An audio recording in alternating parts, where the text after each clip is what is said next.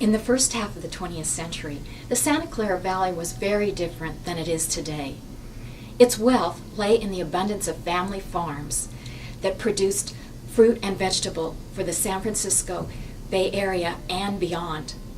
Thousands of orchards covered the valley from the San Francisco Bay to the foothills of the Santa Cruz Mountains. My name is Mary Hannell. I am the local history librarian at Santa Clara City Library, and I invite you to join us for the story of one particular farm and the family that lived and worked there.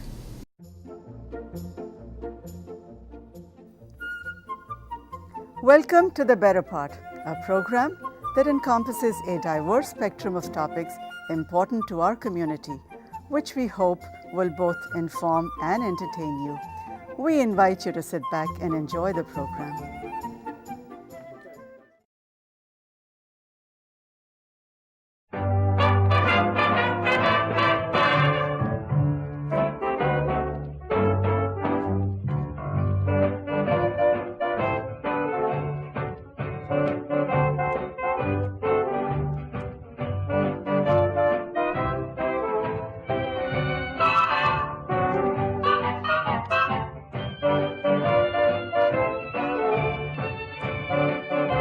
The farm and house at 1889 Market Street in the town of Santa Clara was one of the many farms in the Santa Clara Valley producing fruit from their orchards for the San Francisco Bay Area. The original house consisted of 13 acres, including a house, barn, and summer kitchen. The summer kitchen was used during the hot summer months for canning, laundry, and soap making.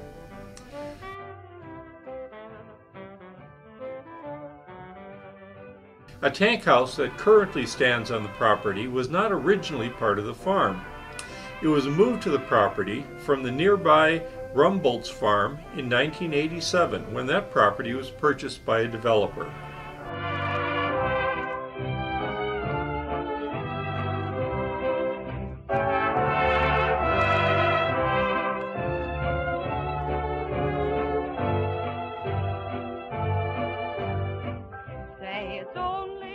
The farm received its name, the Harris Lass Museum, in recognition of two families that occupied the site between the years of 1865 and 1987. No other families have ever lived on the farm. Henry Harris, the first owner, was born in Surrey, England in 1819. A cabinet maker by trade, he left England around 1840 and traveled throughout South America and Australia. In 1846, he settled in the Santa Clara Valley. In 1865, he purchased 13 acres of land and built a farm. He occupied the farm with his wife Mary and teenage children Miriam and Albert. Henry's wife Mary died in 1884. Albert, who by then was becoming a prominent banker for the Bank of Santa Clara Valley, remodeled the farmhouse, creating a double parlor, an office, and additional rooms. In 1906, the Lass family, Christian, his wife Julia, their son Frederick, his wife also named Julia, and their three daughters, Carolina, Julia, and Joanna, occupied the house. Christian Lass was born in Germany in 1843. He went to sea at the age of 15. He quickly rose to the rank of captain. In 1895, he suffered a leg injury that forced his retirement. By the time he retired, he owned or was partner in 18 sailing ships. He settled in the Santa Clara Valley, where he remained until his death in 1920. By 1969, when Fred's wife Julia died, most of the property had been sold, and the remaining 3.5 acres was no longer producing a crop. The final harvest was complete, and the property would no longer be a farm. Various members of the last family occupied the house until 1985, when Joanna, the youngest and last surviving daughter of Frederick and Julia, could no longer maintain the house and moved to a retirement home. In 1987, Joanna sold the house at below market value to the City of Santa Clara with the agreement that the property be preserved for future generations. The City of Santa Clara has restored the property to represent a typical farmhouse of the era from 1900 to 1930. When visiting the property, let your imagination draw you to the past.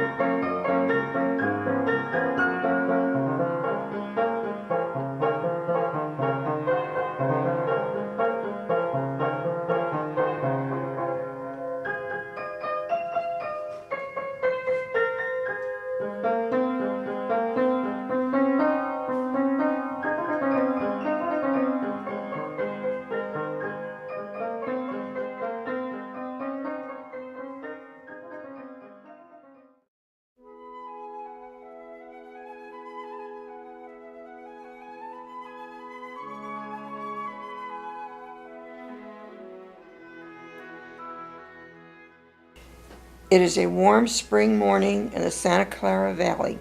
The sun has just broken the horizon. The last family is already up and about.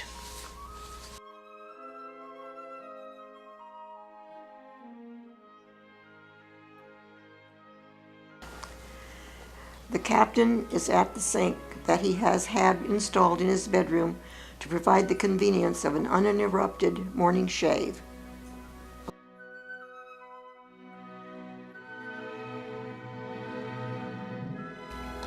Grandmother Julia has been feeling poorly and has not slept well. She is in her bedroom sewing dresses for the girls' recital. The captain will spend more time in his bedroom planning his day, but first he must perform a morning ritual. He walks down the hallway to the speaker tube that he has had installed. It connects the upstairs hall to the kitchen. He will discuss his breakfast choice with his daughter-in-law, Julia. The girls rise early. They must practice the piano for 2 hours before school. Activity begins downstairs as Fred and Julia prepare for their day. Because they are responsible for the daily operation of the house and farm, their bedroom is on the first floor of the house. Julia is on her way to the kitchen to prepare the children's breakfast.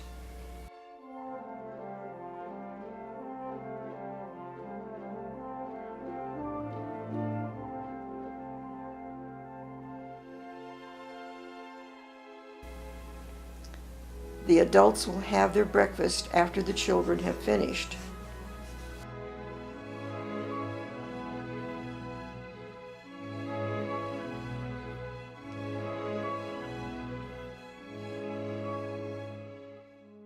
The last house contains a modern kitchen with all the latest conveniences: gas stove, toaster, and icebox.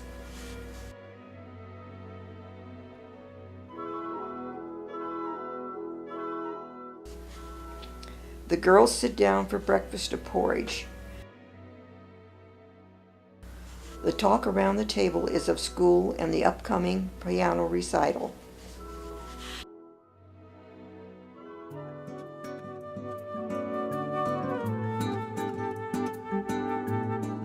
After the adults complete their breakfast, they leave the house to perform their daily chores.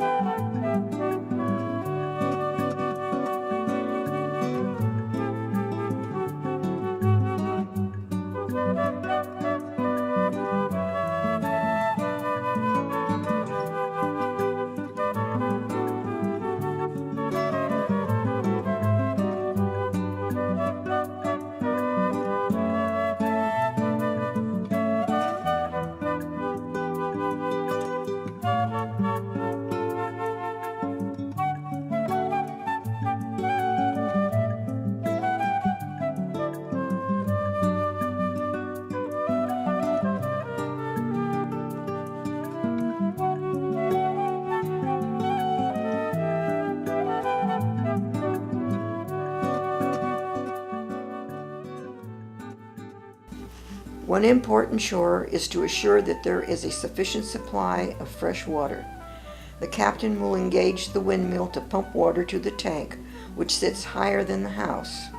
This allows gravity to provide an ample supply of water to the house.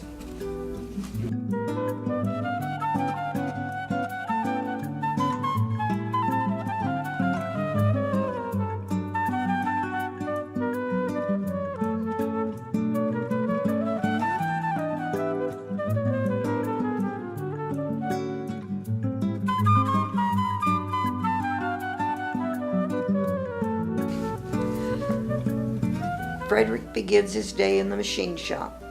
The shop is equipped to handle any repair that is necessary, from simple home repair to manufacturing parts for the farm equipment.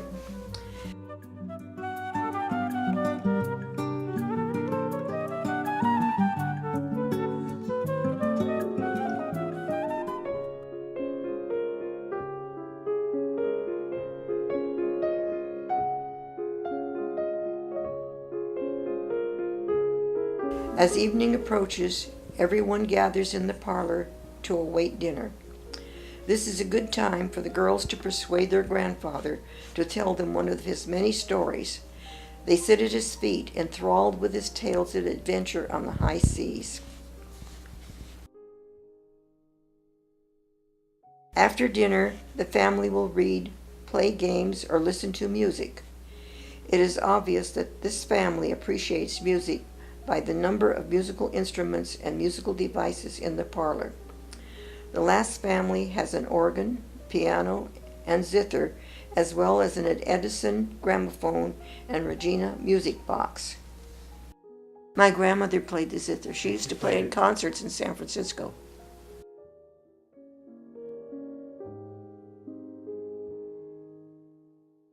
That organ was played when my husband and I got married.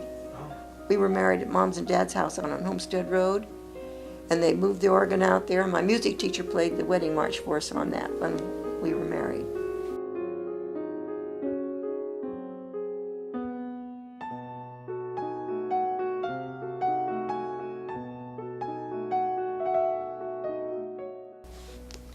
Dinner in the last house is a formal affair. Mother Julia announces that dinner is ready.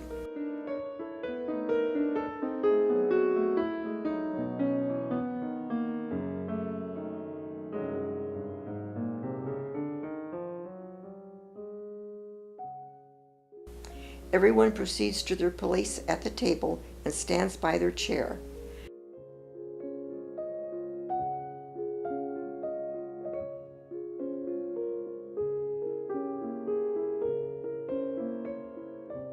As the captain enters, he inspects each child for cleanliness.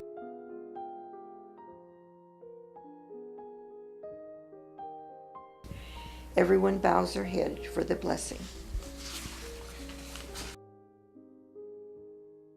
Over the years, members of the family have lived and died in the house. Children married and moved from the house, but remained attached and visited often. April 16, 1910, Grandmother Julia was the first member of the family to pass on. In 1913, at age 13 years and 9 months, after a short illness related to a bicycle accident, young Julia joined her grandmother in death. Captain Lass died in March of 1920. He had lived 76 years.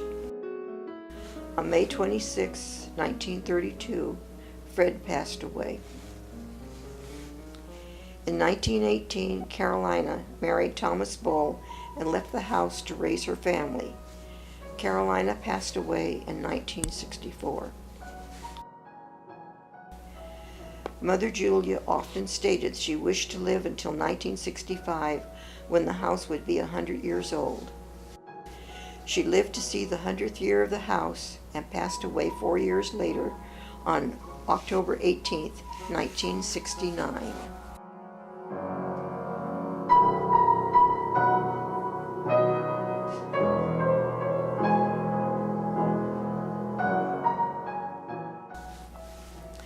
After the death of her mother, Johanna lived in the house until 1985, when she moved to a retirement home. She lived to see her dream, the restoration of the house, and its use to teach future generations about Santa Clara Valley's agricultural era. Johanna, the last surviving member of the family to live in the house, passed away on February 27, 2000. The final crop is harvested.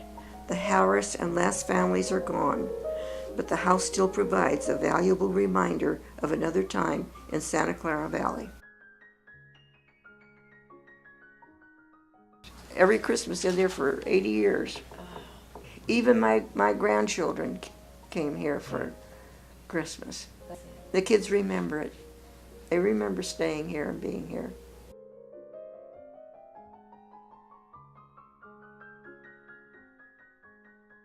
Today, the house is used to promote the history of the Santa Clara Valley and as a venue to raise funds for historical preservation projects.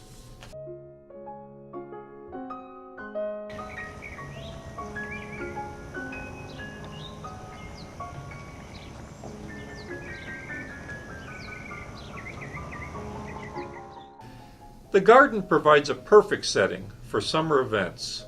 Among these events are the Santa Clara Garden Tour and the Antique Appraisal Show and Tell Picnic. House tours are conducted on most weekends, and the Harris Glass Museum is used as a headquarters for planning the annual Santa Clara Historic Home Tour. Every few years, the house is included on the tour. The Santa Clara Unified School District, at the request of the Historical Preservation Society of Santa Clara, has developed a curriculum to promote interest in the house. Children in grades 1 through 5 have classes on the Big House on Market Street. The classroom work is supplemented with a field trip to the house, where they will experience what they have studied in the classroom.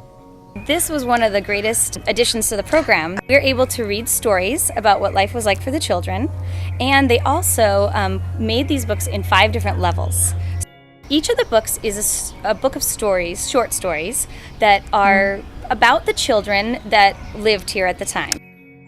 Well, 3rd grade social studies focuses on local history. So the children are able to learn about what life was like back in the farming time of Santa Clara Valley. They get to do some calligraphy and write in ink, which is much different. Play some of the games like marbles or jack. And inside the house, they just love to see all the different things. This is a toaster.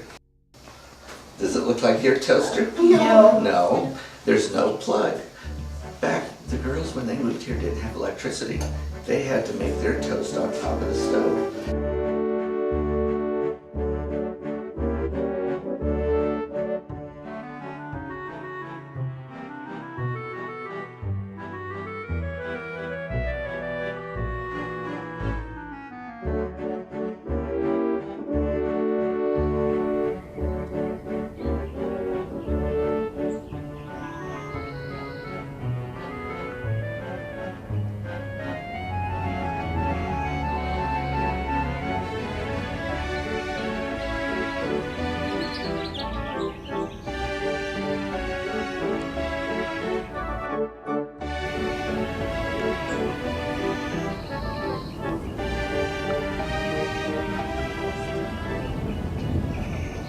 Each summer, the good citizens of Santa Clara gather in the garden for the fundraising tea, featuring a performance by actors from History San Jose's Portraits of the Past.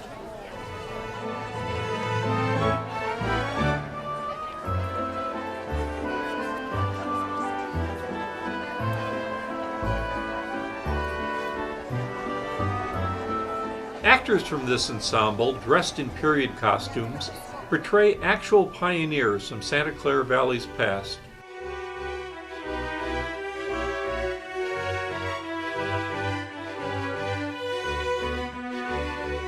Following the performance, the actors mingle with the guests.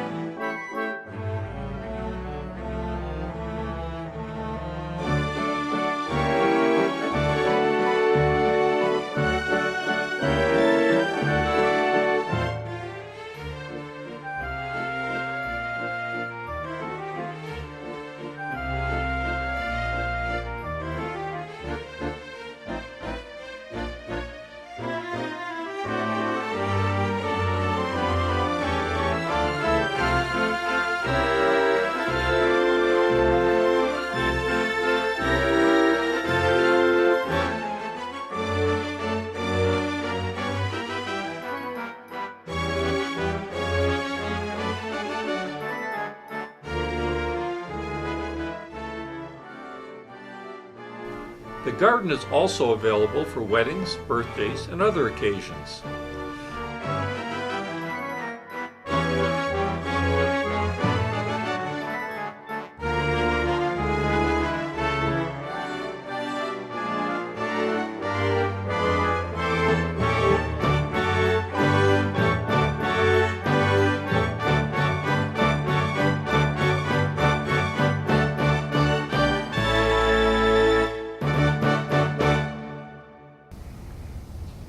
Hello, I'm Carol McCarthy, and I'm the Acting Assistant City Manager for the City of Santa Clara. The Harris Lass Historic Museum celebrates 20 years in the City of Santa Clara, and I was fortunate to be there on the day it first opened its doors. The house is a beautiful facility. There's unique items around every corner, and each time I visit, I see something new or different. And I would encourage you to visit. I hope to see you there. If you would like to visit the Harris Lass House, it is located in the City of Santa Clara. The address is 1889 Market Street. You can also visit the website at www.harrislass.org.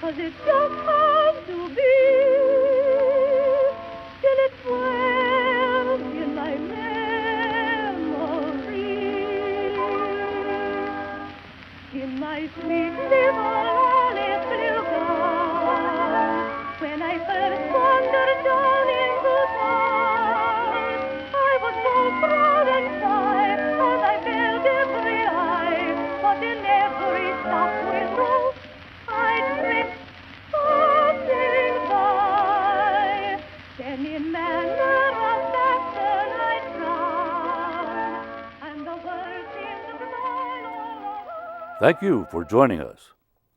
We hope that you have found today's program both informative and interesting.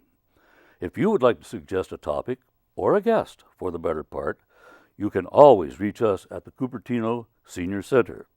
The number there is 408-777-3150. You can learn more about us and order a copy of this program or one of the many programs that we've done by visiting our website. The website address is www.thebetterpart.com. The Better Part has many of its programs available through the Santa Clara County Library System. And the Better Part has selected programs also on YouTube. Thanks again for watching. See you next week.